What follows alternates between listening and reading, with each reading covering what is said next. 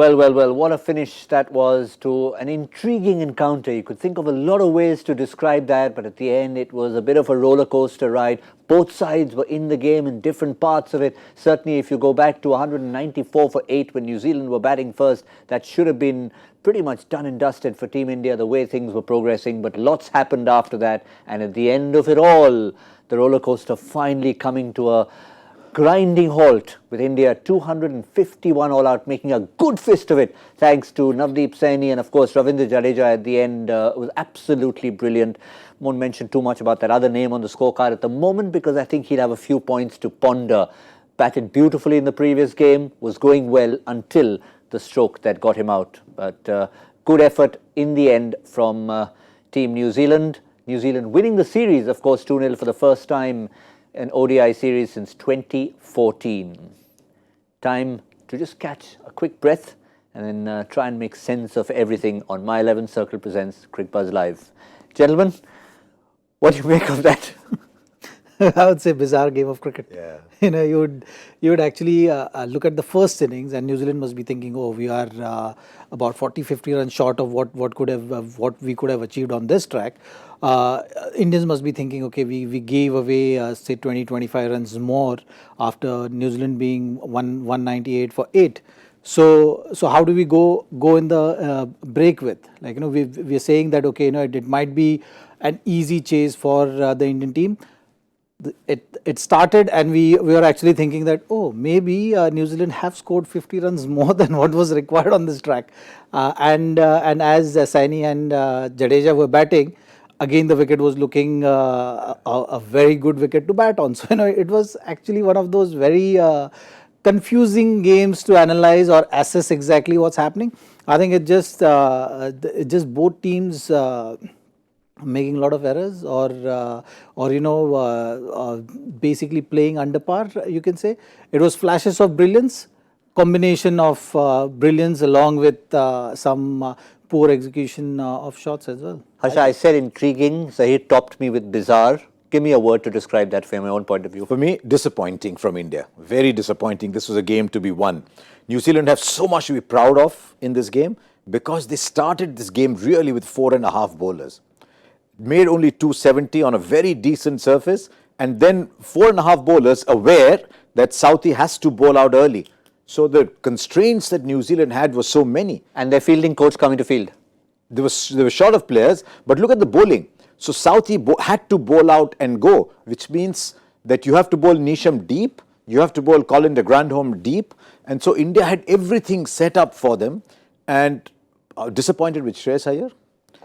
You might say 52 or 57, but great opportunity to come back 120, not out, just take it deep, take it deep. When he was a kid, he's seen Dhoni take it deep. When he started playing, he's seen Virat Kohli win games from there. So maybe early still is still a very young player as one-day internationals go. So I hope this learning stands him in very good stead.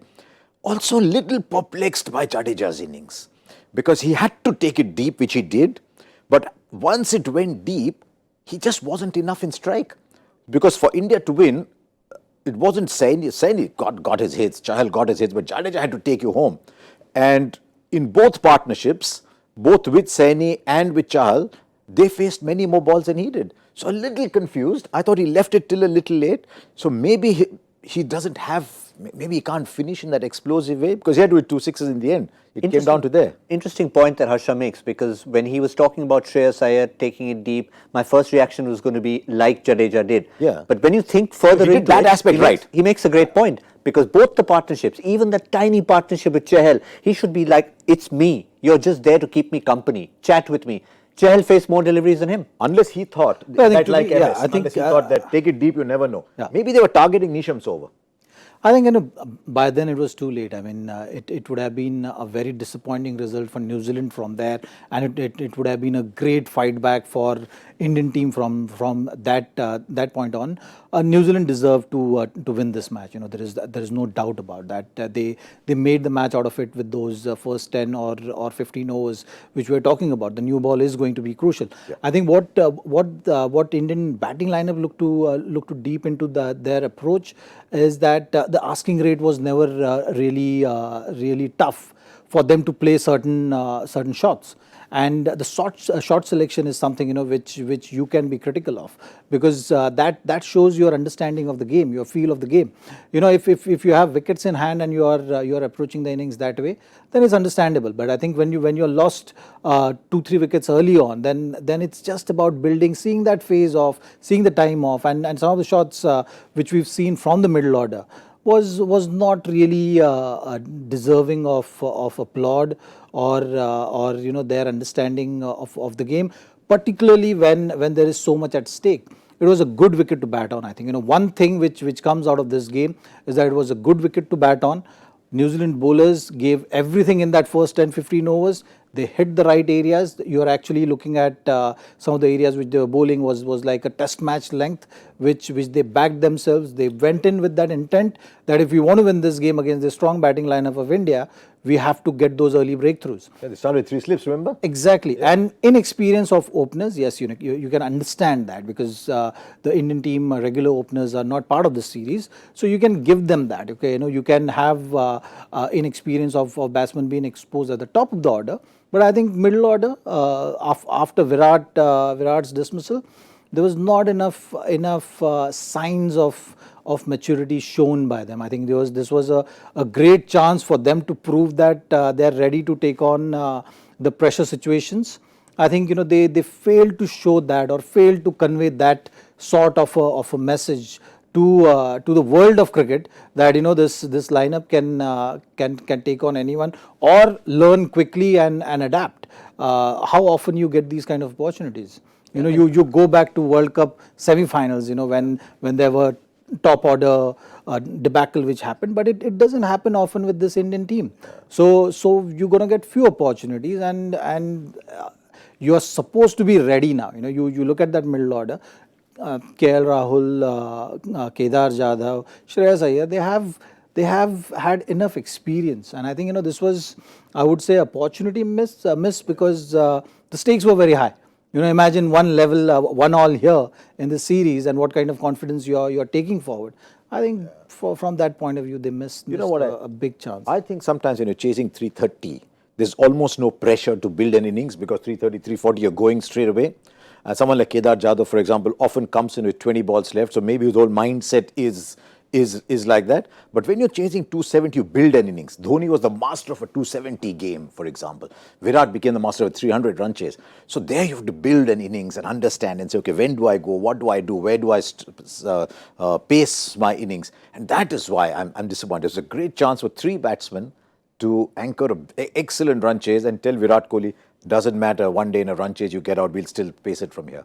Yeah, opportunity is one word that comes to mind. Would you even be harsh enough to say almost irresponsible? Because when you reach that level, is it something that a coach comes and tells you, does a captain whisper to you, or do you just introspect in that changing room, say, I should have done better? Don't know, it's a harsh word. I don't think anyone goes with the intention of being irresponsible. Maybe as Zach said, just chose the wrong shot. Maybe just a certain impatience. I mean, it's easy to sit here in the studio and I think impatience is a good way to put it, because it's easy to sit in the studio and say 300 is a lot of balls. Immaturity, impatience, these two words. Yeah. Fair 300 is a lot of deliveries. So maybe that'll come with the experience. KL Rahul batting in the middle order saying, okay, I'll take it till 40. Or Kedar Jadhav saying, doesn't matter, I've made 9 of 27, I'll take it till 45. Exactly what Ravindra Jadeja did. I thought he did a fantastic job, Jadeja, till about 45, 46. But at 45, I thought he should have pressed the trigger.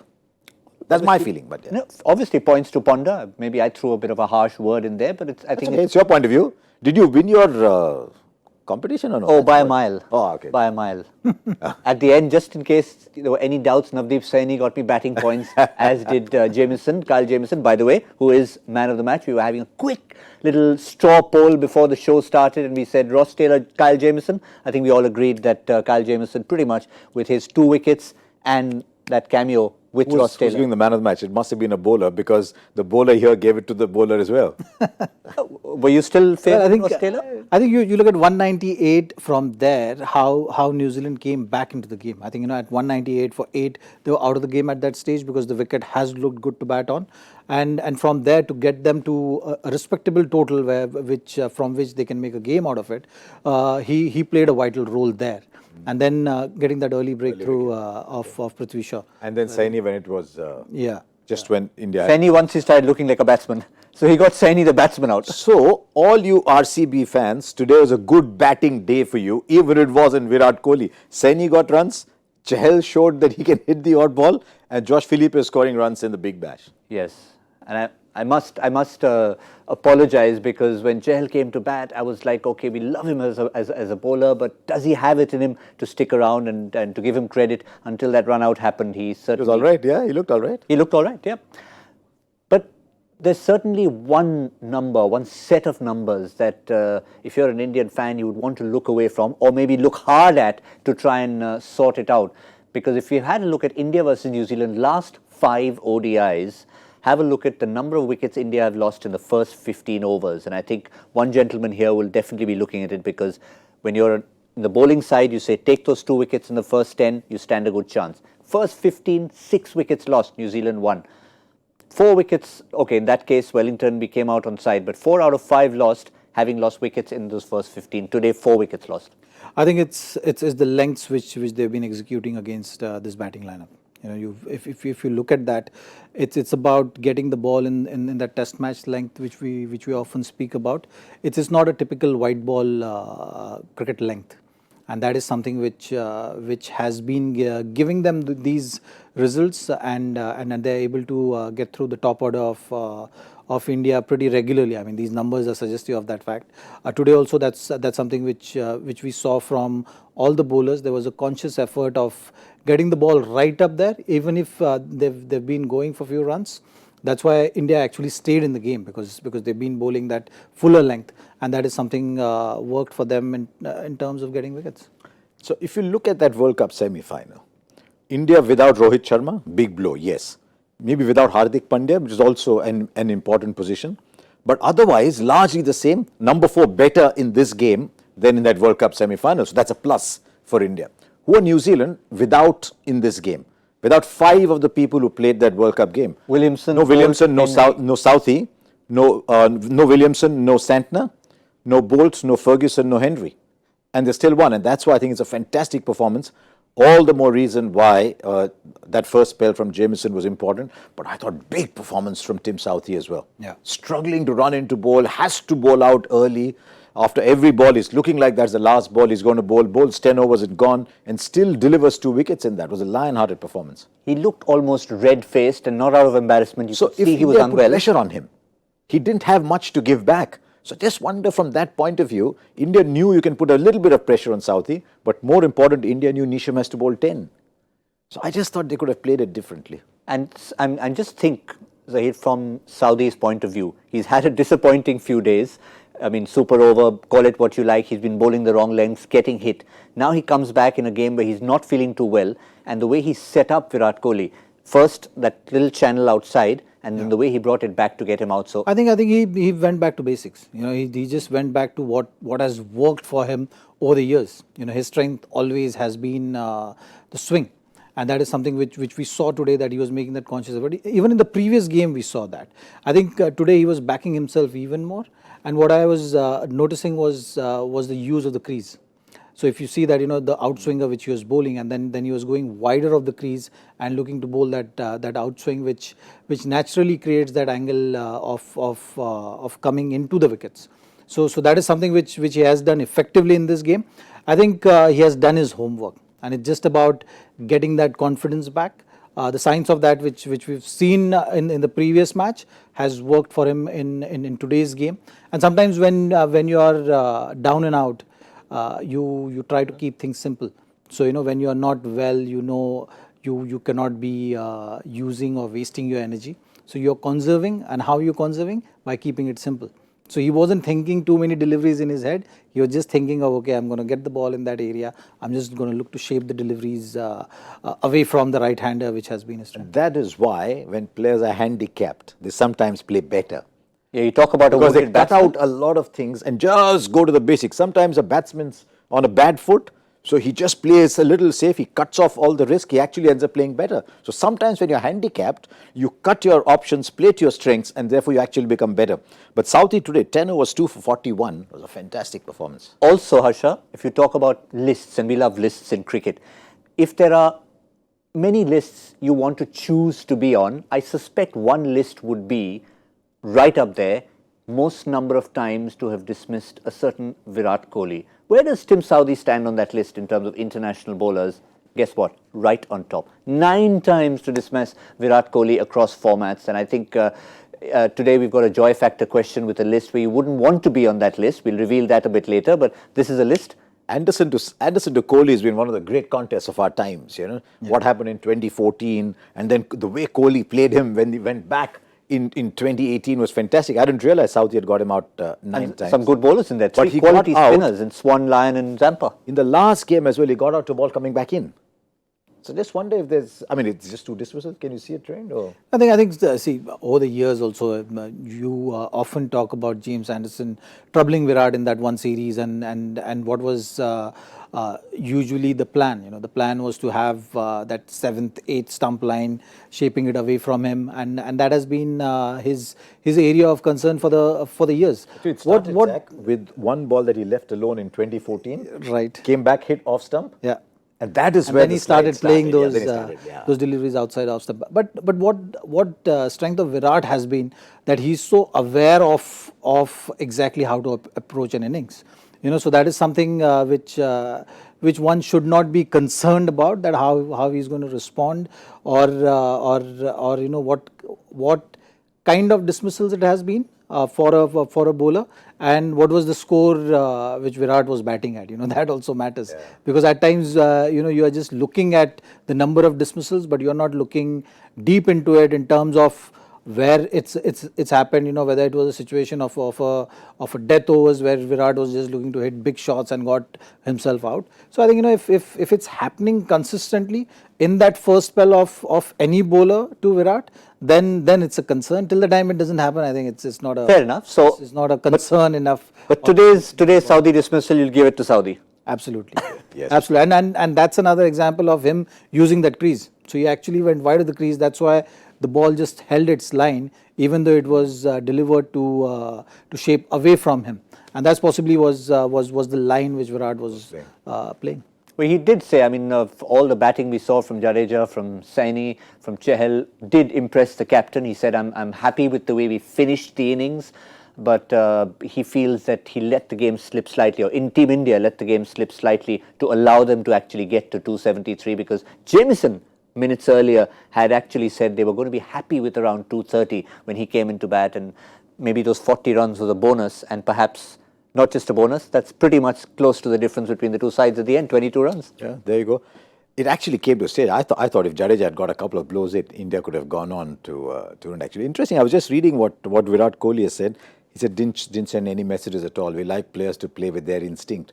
Virat Kohli is becoming a sort of philosopher captain almost. I think Virat Kohli, if anything, needs to get back to being that hands-on captain as well. Are you a fan of the possibility of, let's say you were batting out there with another batsman in this sort of a situation. Yeah, actually imagine you're Saini. Yeah, would you rather just play with a free mind, or would you want someone to come out there and state the obvious? Look, stick in there. I've always been a believer of that. I think each individual needs to own their space. Yeah. You can do all the homework, you can do all the planning, preparation, but when the game is played, you have to let the game unfold and try and stay ahead of the game. So that is something which I've always believed in, and that's a good thought process to have. It's in school cricket, I understand that. Okay, you give them a plan, you say, okay, these are the things you should be doing, these are the situations. But I think at this level, there has to be a certain responsibility of an individual to own their space and understand how the game is going. And if there is any specific team plan, then the message has to be delivered to them, but not otherwise. I think otherwise every individual should understand the game. We often speak about captaining your own areas or owning your space. This is what owning your space is. I'm just thinking number 10 is number 10 for a reason, right? There's a reason he's playing number 10, not number 6. So number 10 will play the way number 10 can play. You suddenly tell number 10, just rotate the strike. He's like, oops, if I could rotate the strike so easily, I wouldn't be batting number 6, right? I'm batting number 10. So what is my best chance now? I'm already 10. What's my best chance? I will play what my strength is. If my strength is backing off, hitting over cover, that's my best chance. I still have to do that. Fair enough.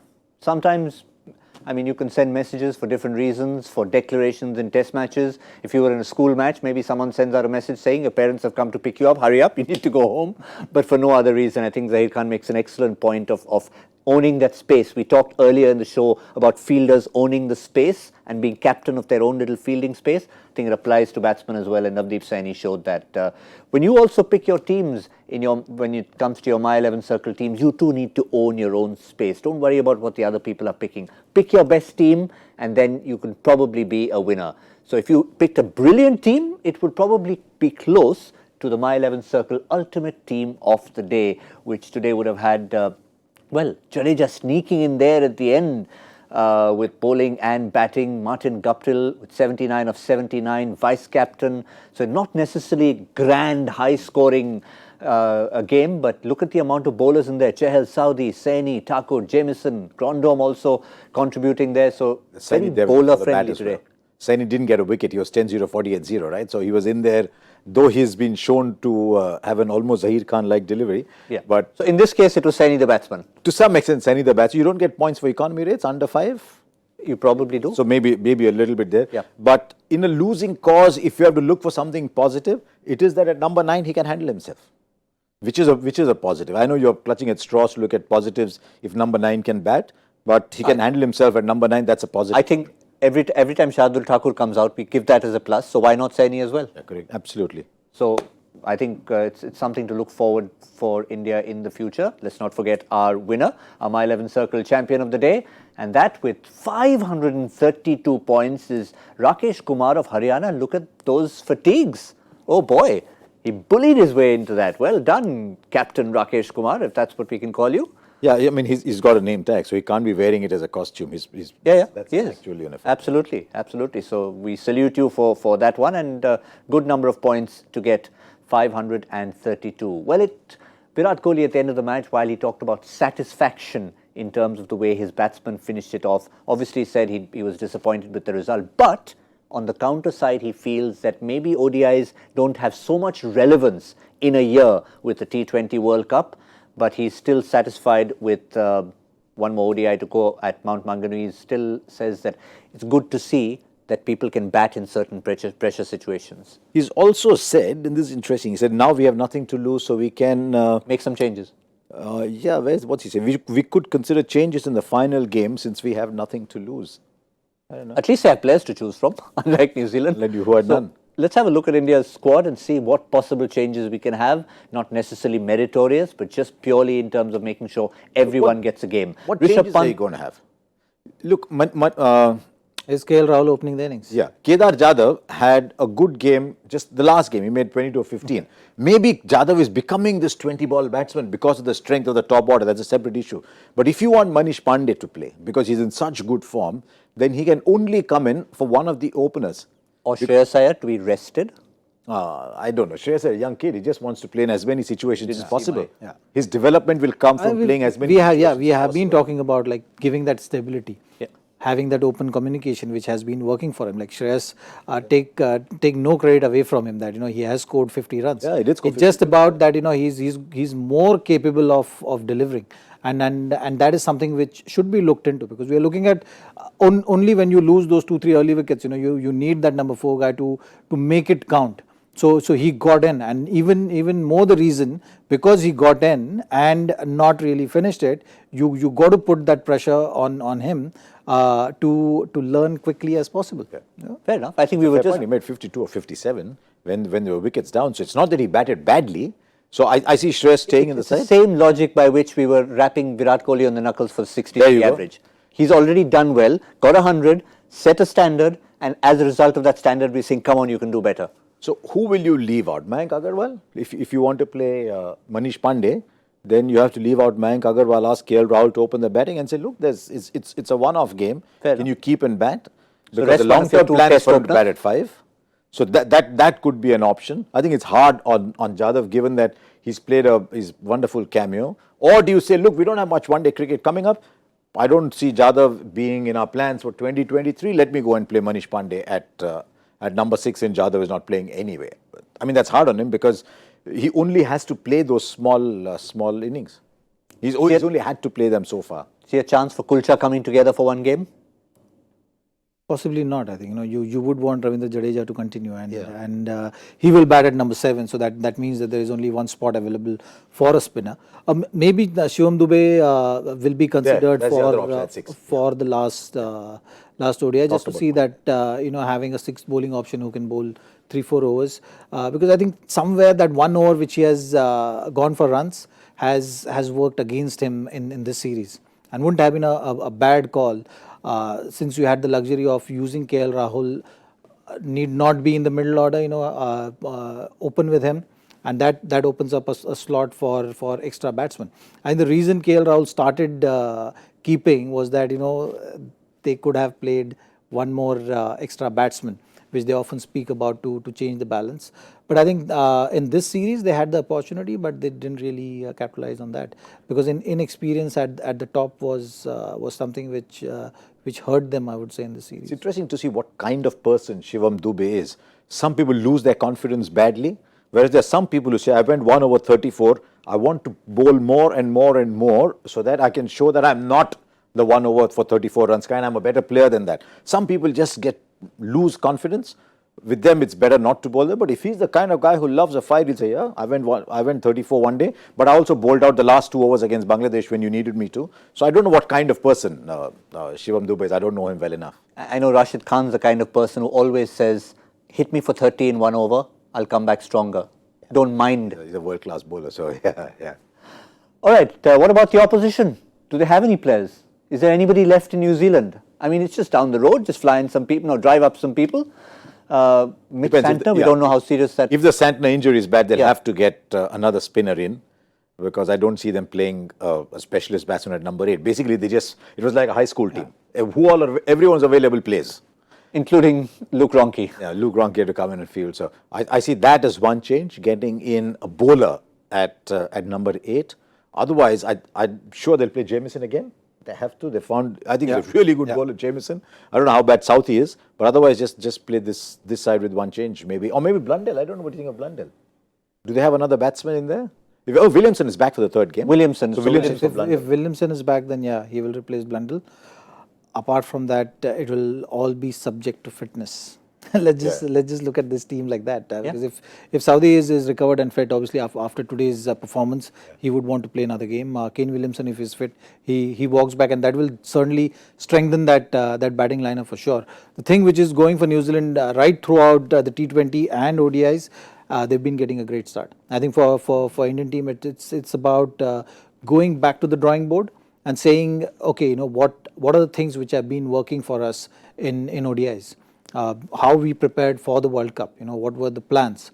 The plan was pretty simple, to have that cautious start, even though they didn't get more runs in the first 10 overs, but they made sure that the wickets have not lost. If they were bowling, they were getting those 2 wickets consistently. If you go back to the numbers, and those numbers will suggest the same story.